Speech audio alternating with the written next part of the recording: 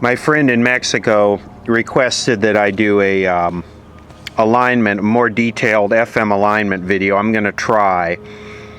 But I'm back on this GE, and the owner wanted the FM IF cans recapped. And just a note on these GEs, the boards are so delicate, the solder traces are so delicate.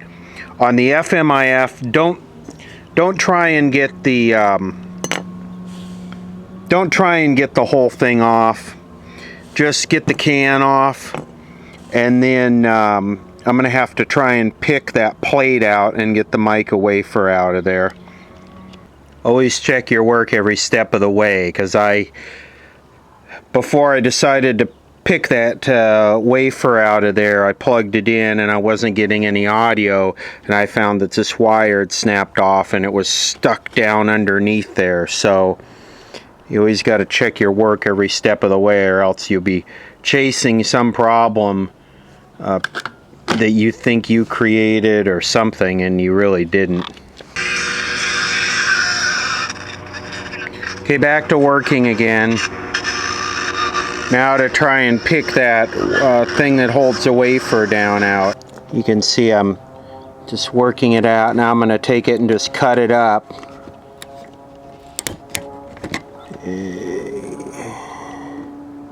Better to do this without the camera, you get the idea. And even though I tried, I broke one of the wires, but that'll fix right up.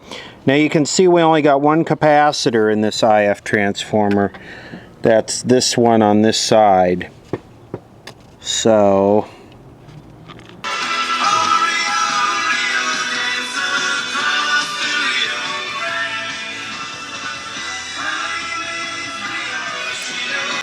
okay, I didn't do too bad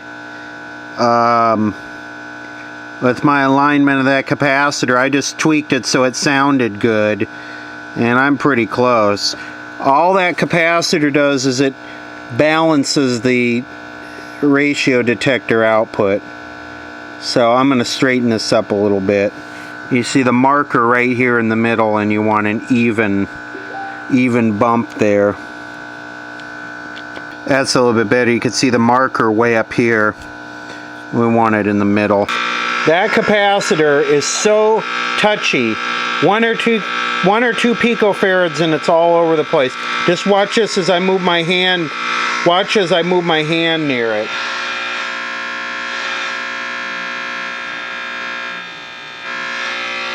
Super, super touchy. Okay, this one's a little bit different. Can see the inside, and it's in here in a tight location. So what I'm going to have to do is very gently chip that plastic away and get that thing apart. On the FM, you can pull the cans off independent of the whole thing. On the AM, you got to take the whole transformer out. So they're different, even though they look the same with the sandwiched plastic melted thing, they're different. So, because on these, the can is crimped over the base.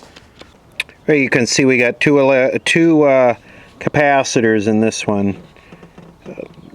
And probably the same value because it's just sandwiched. Although I guess the value would be how long these pieces of metal are. You know, the length of this piece of metal, meaning the amount contacting the mica, would be the capacitance. So I know people are getting sick of, I'm sure people are getting sick of watching me do these videos, but this problem has become more prevalent than electrolytics to me. So maybe it's just geographically where I'm located, but every single radio now with these built-in capacitors seems to have this problem. You can really see the silver migration on that.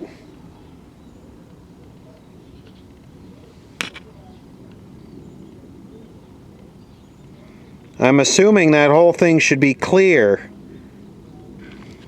And here it is gutted out, and I'll put the can back on. Looks lovely, doesn't it? Wouldn't it be nice to buy something that looked like this from the factory? So these are 6 to 6 to 70 pico puff pufferonis. So we should be able to just puff these right in and have a nice smoky ciga puff. Okay,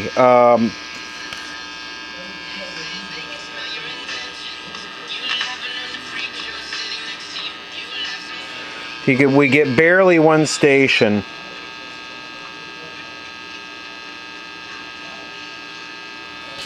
So let's see if we could bring this thing in. This is not the way you finalize the alignment on this, but let's just see if we could wake it up.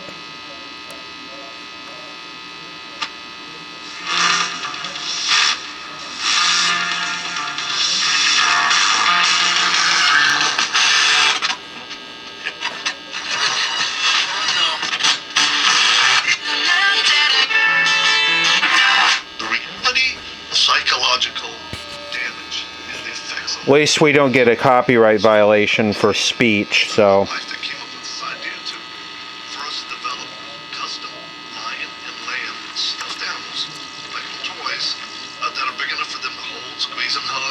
Yet they have music in their culture and then colors in their language to both calm and to bring hope. We call it a huggable hope trauma healing tool.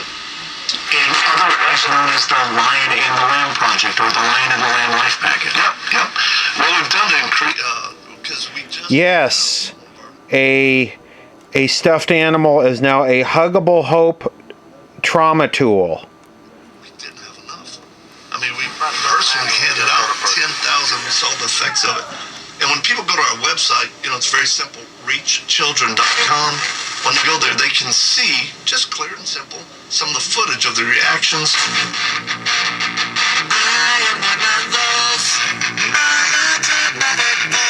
Lion and the Lamb Life Packet, and I'm putting them back. Turn the AFC off because you see I'm bending the IF and it's causing it to flop to the next channel. So right now I'm just peaking for sensitivity. This is not how you do an FM alignment. It's happened to them in the area of trauma. So the nightmares, the shakes, anxiety, the panic, the fear, the survival, all of this, we're going to put that in a small booklet form, easy to read and understand. I mean, even to the basics, right? So they understand what's happening to them. And then we're also putting in what we call a boo-boo Band-Aid kit, right? Just Band-Aids, and it's like things that really matter right there in the moment. Okay, now what we're going to do is we're going to do the sweep alignment. And I'm trying to figure out how to do this because someone requested an FM sweep alignment explanation, and I'm not quite sure how I can explain this. Basically what this thing does is it puts out, it's sweeping back and forth through a large bandwidth of frequencies. So let's say on FM it's sweeping from let's just say 10 to 12 or 10 to 12, and our band pass is 200 kilohertz at 10.7. so as it sweeps past that, you'll get a peak like this.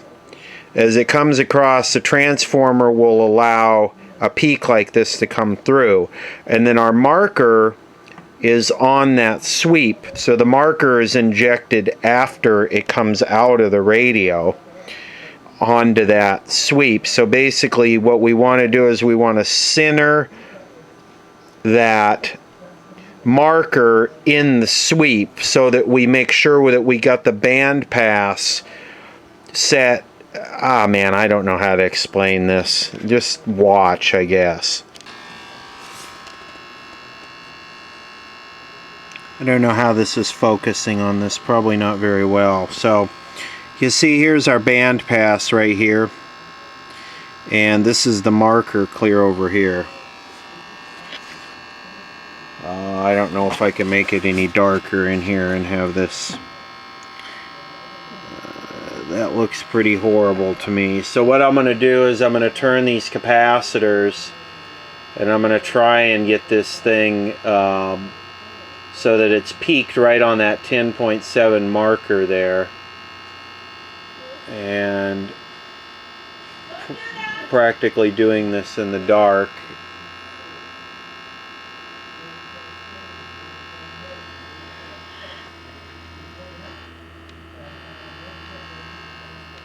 So you can see what happens here. So if we try and set that capacitor right on top of that marker there, and then we try and set the other one,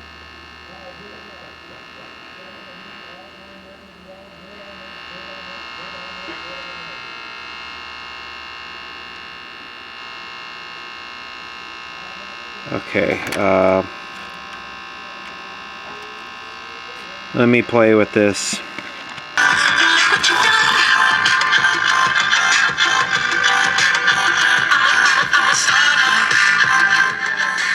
That's right. This is just a summary because honestly I gave up on trying to sweep align it and hold the camera at the same time and explain everything. It's really difficult. We'll do it on another radio.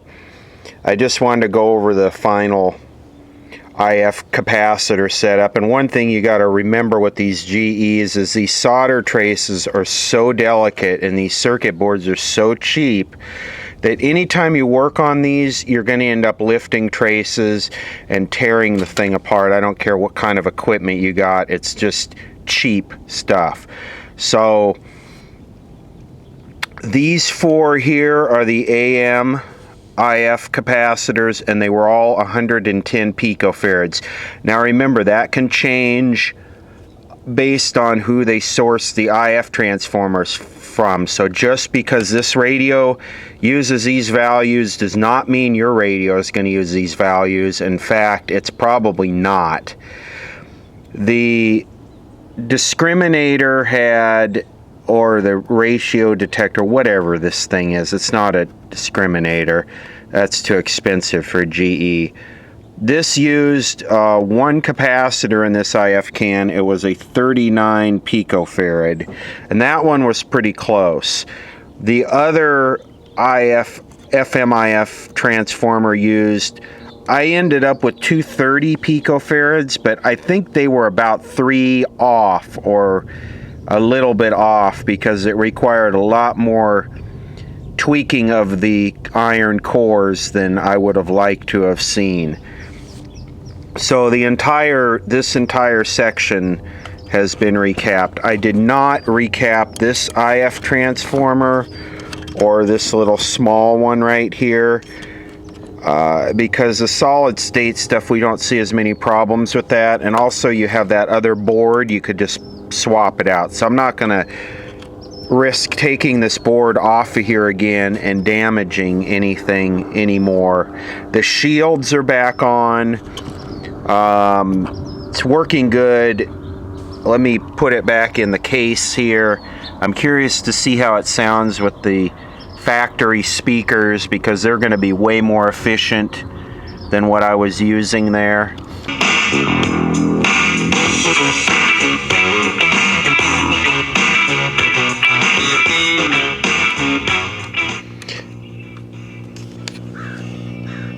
Okay, we're back together, and like I thought, we had some filter hum in this.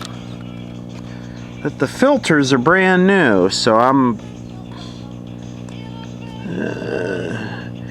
JW Co. We could have a better cut that off, man. YouTube will pick that up. YouTube will pick up a copyrighted television show off a black and white TV with fold over and all kinds of distortion. It'll still read the picture. So yeah, we could have a I'm gonna have to do some experimentation on this, whether I have a 50C5 that's got a grid to cathode, or a heater to cathode leak or something, because you could barely hear that hum on the other speaker, but with these stock super efficient speakers, it's loud and clear. And that's what I was going to say, is that with these old radios, speakers make all the difference. These speakers they used were super efficient because it was easier. It was hard to drive a lot of power. Now today with solid state stuff and it being low impedance, it's easy to drive a lot of power and have inefficient speakers, where with tubes that was not the case. So anyway, it's all back together. I got to find a screw for this. I'm going to let him, the owner, put the dial cord back on. I didn't take that off. And there should be a wire spring here. And you got to be very careful when you put this back together, because this plastic is notorious for breaking on GE stuff. So it's all back together. We could do a quick channel sweep. Now you remember in the very first video that this thing with no antenna didn't get one single channel on FM, and AM didn't work. Well, there's no antenna on it now, so you'll see. Ahora, ¿qué le cuesta venir a nuestra gente? We'll just start at the bottom of the dial there. Or close. Set. And went beyond it.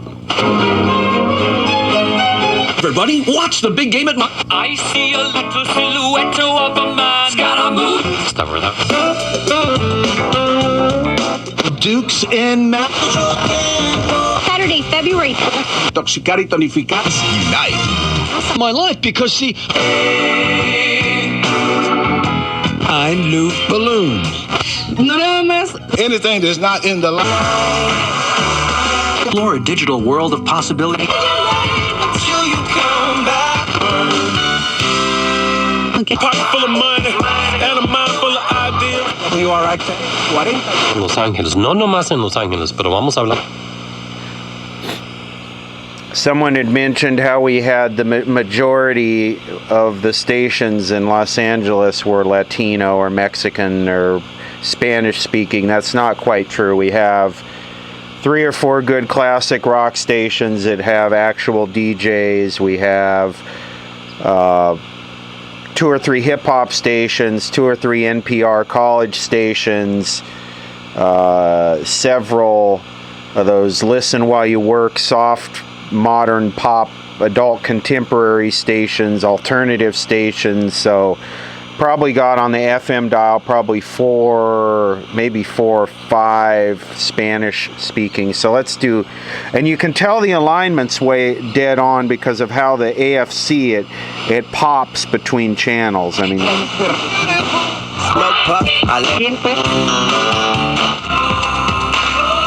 Beach. Miller Children. Funny.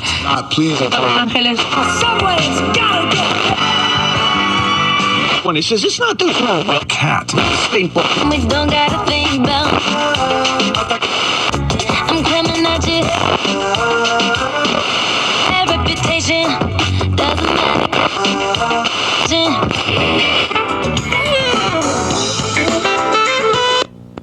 So a lot of times we 50. That number again. in Baltimore. Daily rental returns, budget also. Here, there is nothing.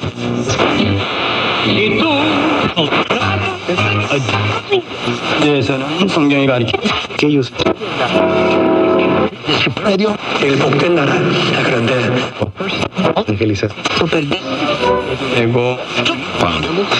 Redefine. She'll be using Oscar the White as a platform. Vicki Moore, KNX 1070.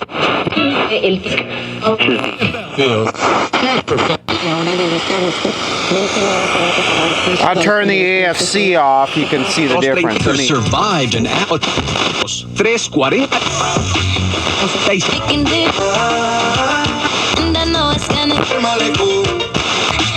Okay, I'll turn the AFC off. Los oídos,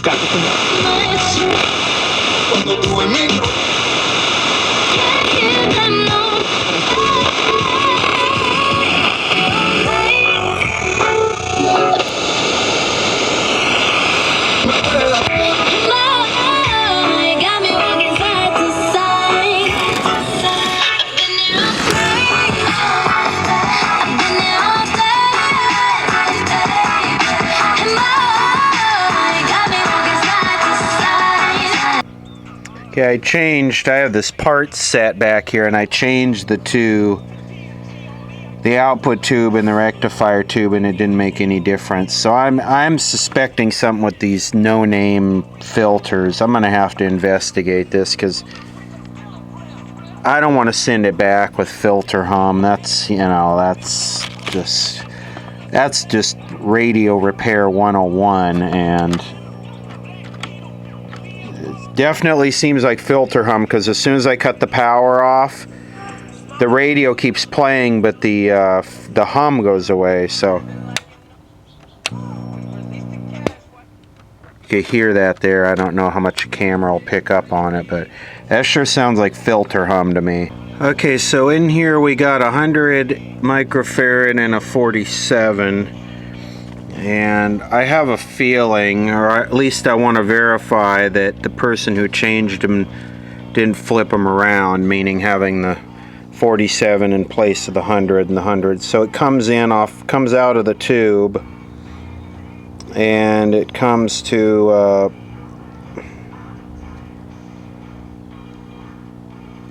C1 should be 100 microfarad, which should be 126 volts about.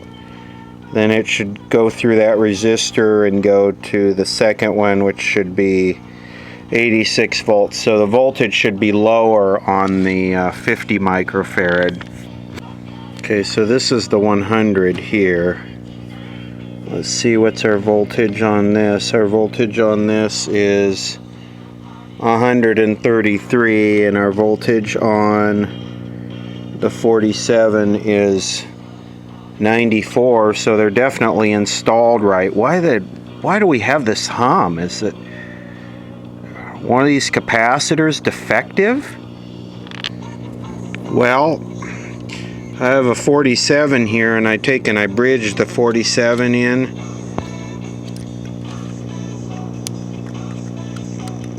It doesn't affect the hum one bit.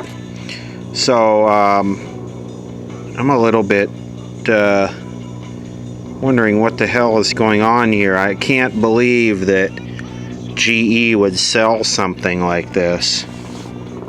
Well, it's definitely something. It appears to be something with the filament string or something, because when I take one of these light bulbs out, the rectifier tube gets a little brighter and the hum drops down. I've changed the rectifier tube, so it's not that. So I don't know if it's just AC being radiated from somewhere, or some type of filtering somewhere. I'm not quite sure. I've changed all the tubes around. That didn't do it. I think I just may have discovered what's causing the hum. When I first initially took this apart, this wire here broke off. And so what I did is I replaced it, and the schematic showed this wire going to ground, so I just attached it to a verified ground right there. Well, you know, with audio, a ground is not always a ground because of ground loops. So I was looking at this and comparing it to the parts set, and I noticed that this wire ground is supposed to be attached right here to this loop, which you can see that. I didn't catch that because this disc capacitor was like bent in the way, I guess. I don't know. Pretty stupid of me. Let's move this over here and see if it corrects the hum. And that certainly did it. The hum is 100% gone now.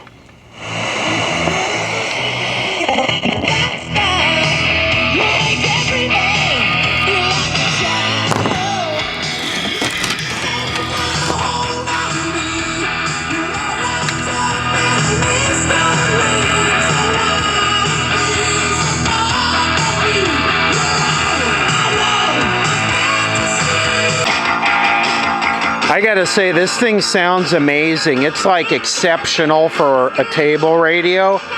Almost like hi-fi. Good bass, good highs. I'm impressed.